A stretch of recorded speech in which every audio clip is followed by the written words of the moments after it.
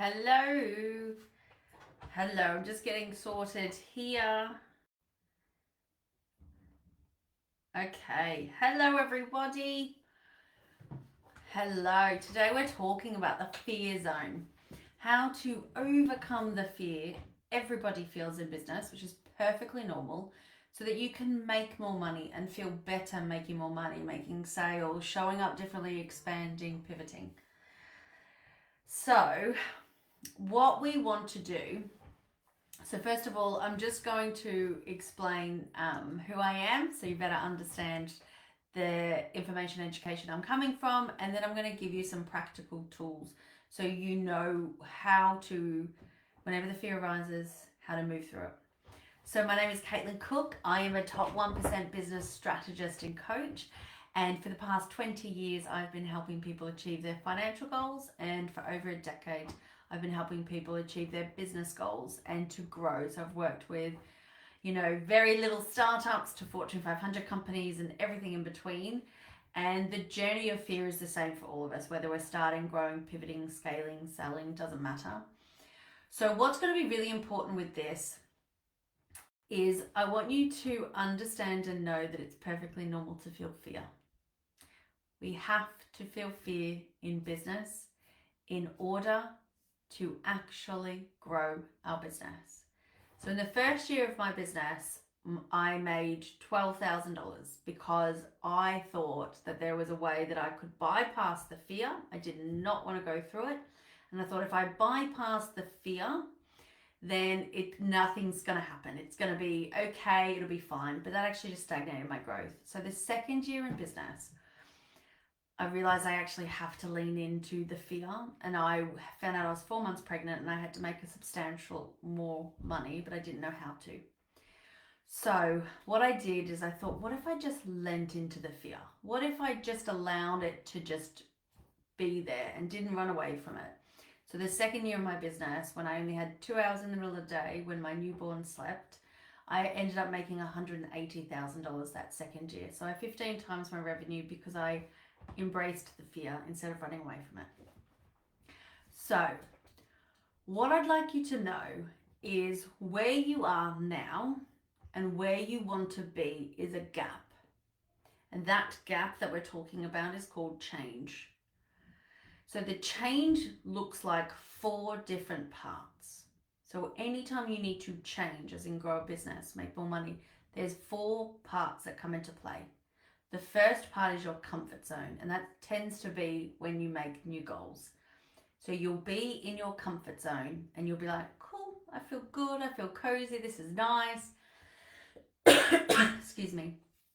So you're like, I like this is nice, this is good. And then what happens is after your comfort zone is immediately the fear zone. This is where 98% of people retreat and quit because they're like, it must be wrong because it feels weird and different. Excuse me, I'm just going to cough and have some water.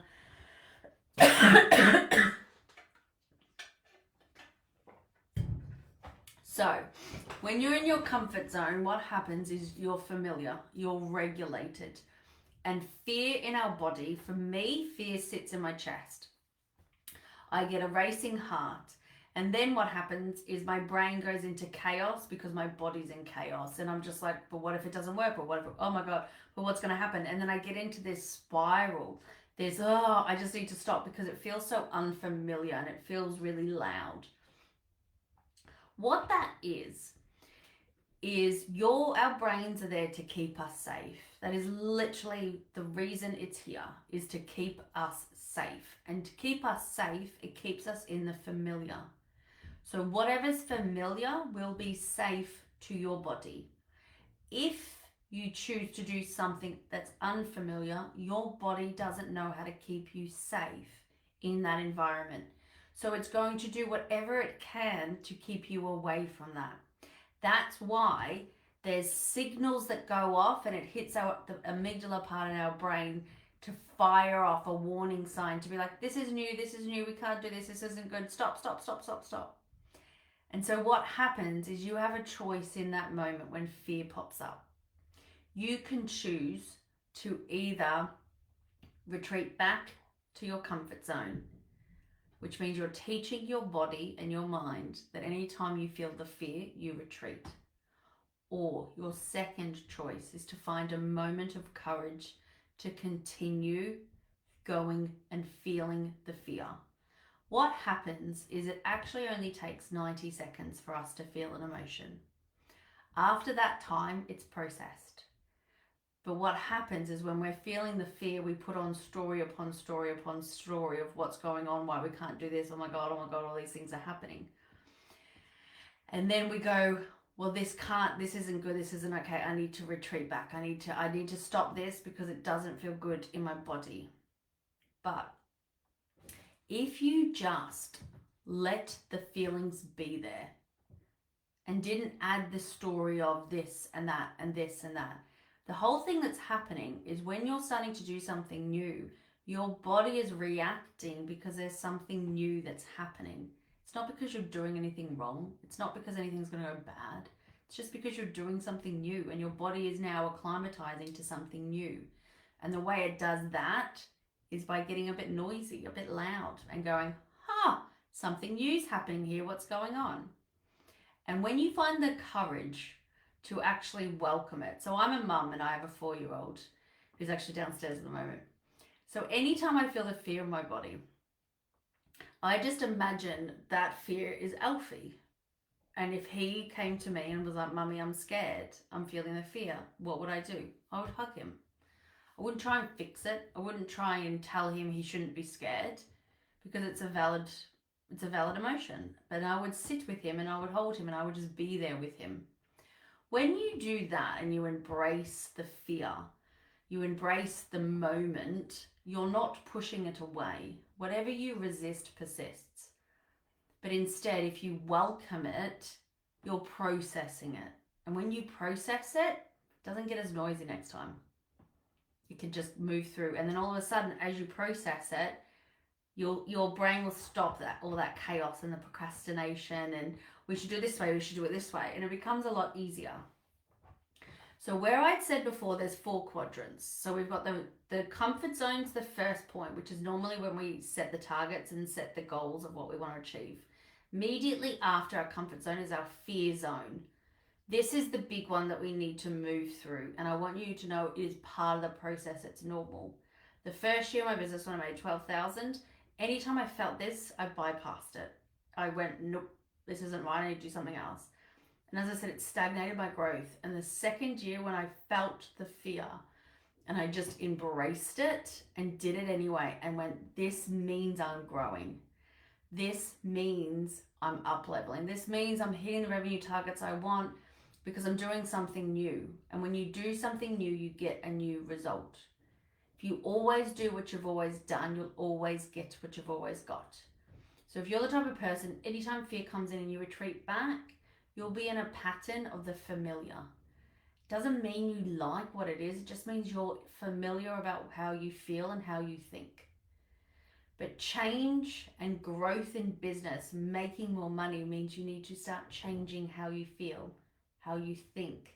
Because then when you change that, your outcome changes. And the quickest way to grow is to feel the fear and do it anyway.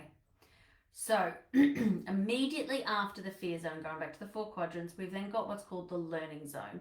The learning zone is when you acquire new skills.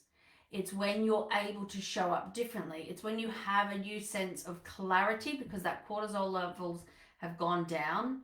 You've kind of quietened the chaos that's gone on in the fear zone, and you've gotten on. It feels like you've gone to the next side. You're like, oh, I'm on the other side. I actually feel really good about this. And then as you move through the learning zone and you start applying what you've learned, you then get to the growth zone. The growth zone is where what you desire happens, where you make more money, where you achieve more in business, where you feel so proud of yourself because you've gone through the chaos inside, the chaos emotionally and mentally, and you feel really good about yourself. So with this, it's not the comfort zone we need to work on because everyone knows how to be comfortable and familiar. It's not the learning zone. It's not the growth zone that you need to work on. It's the fear zone. So you've already got 3 out of the 4 that you need. So let's talk about the practical steps that you can take for the fear zone when you're in it and you're feeling it. So what's really helpful with this is anytime you start to notice yourself going through procrastination, talking about making excuses as to why you can't start, why you can't do this. Anytime you feel your heart rate increase, it's like panic, you can go into the fight, the flight, or the freeze mode. You can also go into the blame game. You can feel anger and frustration. This is an indication you're in the fear zone, and that's okay. So when we're in the fear zone, we want to look for somebody else. We want to blame because it feels icky in our body, so it's easier for us to blame somebody else.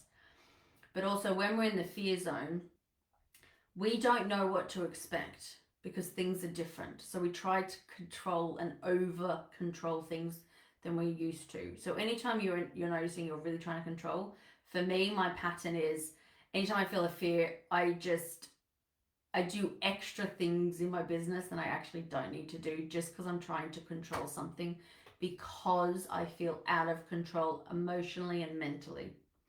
So the things you can do is first write down what happens to you when you go through this. What are the thoughts? What is your brain doing?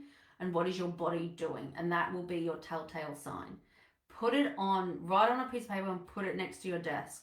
So anytime you notice these triggers, these things that are occurring, you can go, oh, interesting, I'm in the fear zone, what's going on?